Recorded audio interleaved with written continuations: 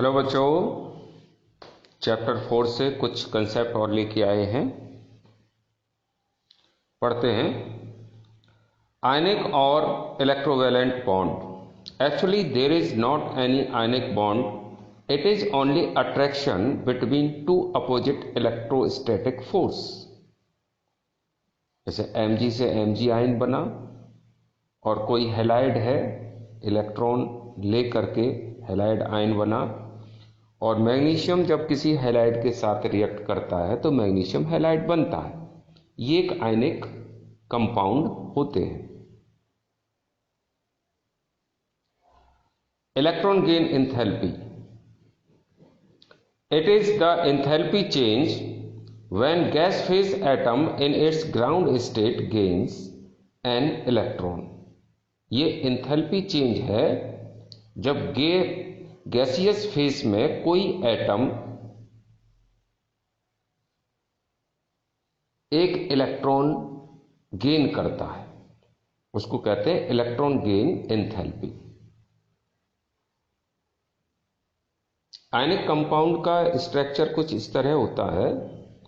हर एक cation 6 anion के साथ कनेक्ट होता है। जैसे मान लो ये कैटाइन है तो ये 6 एनायन के साथ कनेक्ट है। 1 2 3 4 5 6। ये क्यूबिकल फॉर्म होती है।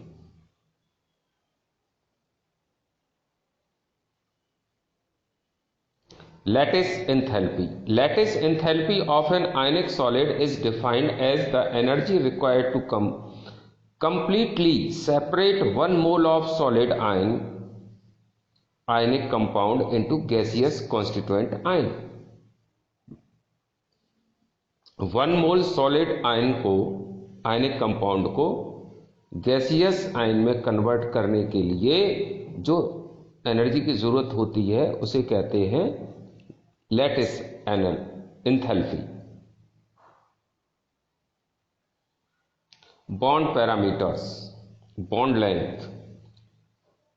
Bond length is defined as the equilibrium distance between the nuclei of 2 bonded atom in a molecule.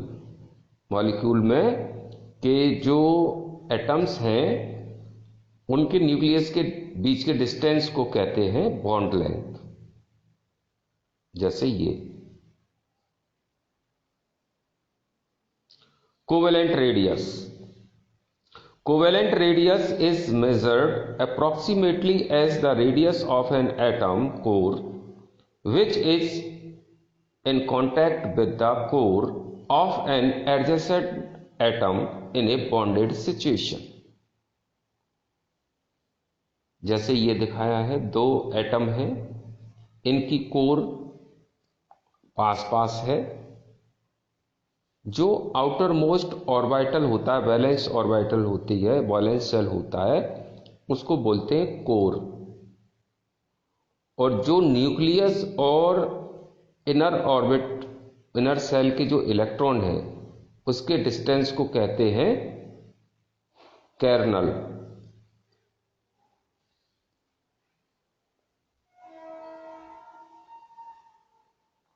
van der Waals radii. The van der Waals radii represent the overall size of the atom which include its valence shell in a non-bounded situation। जैसे यहां से समझिए, ये bonded molecule है ये, अब ये non bonded है, तो पास आने के बाद इन नॉन बॉन्डेड एटम के न्यूक्लियस के बीच के डिस्टेंस को van der Waals रेडियस कहते हैं।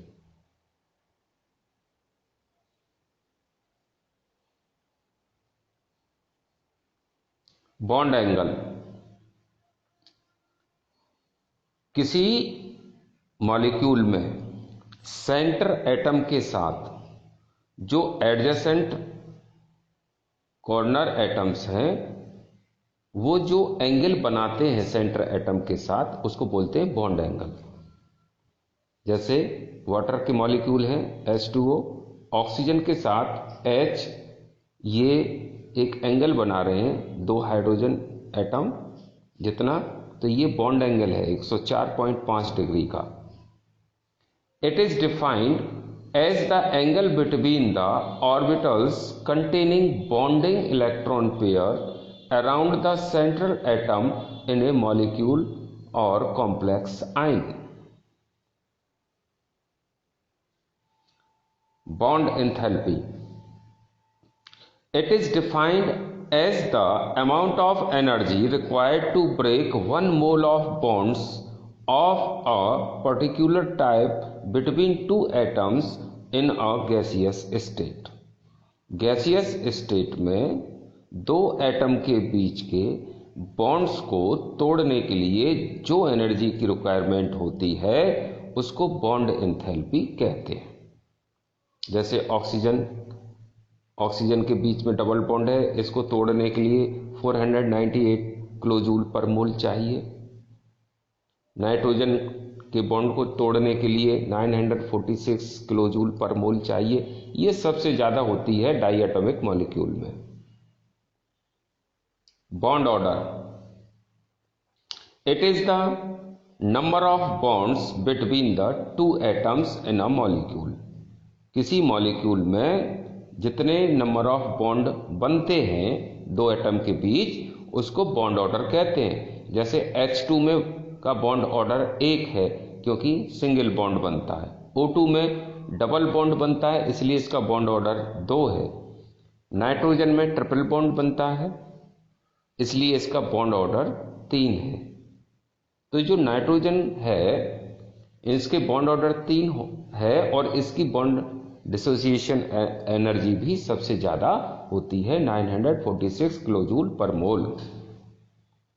Resonance structures, resonance structures are those structures which with same formula and energy having similar structure।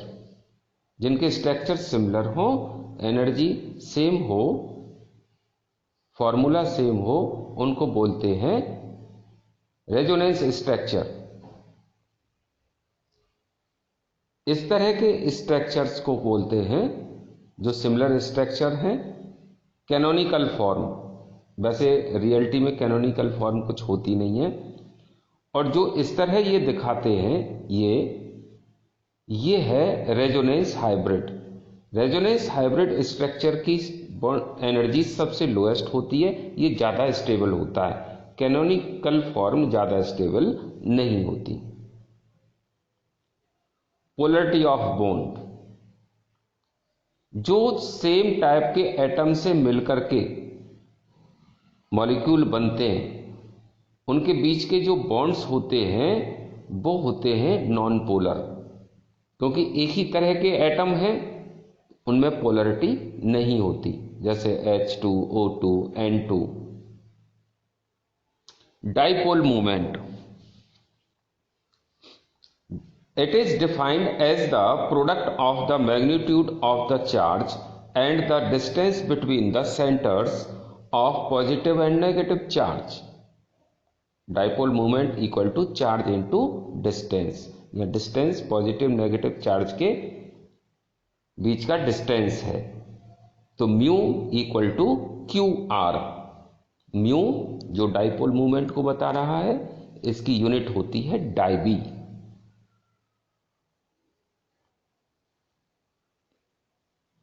देखो कुछ मिसकंसेप्शन है कैनोनिकल फॉर्म के बारे में, वो पढ़ते हैं।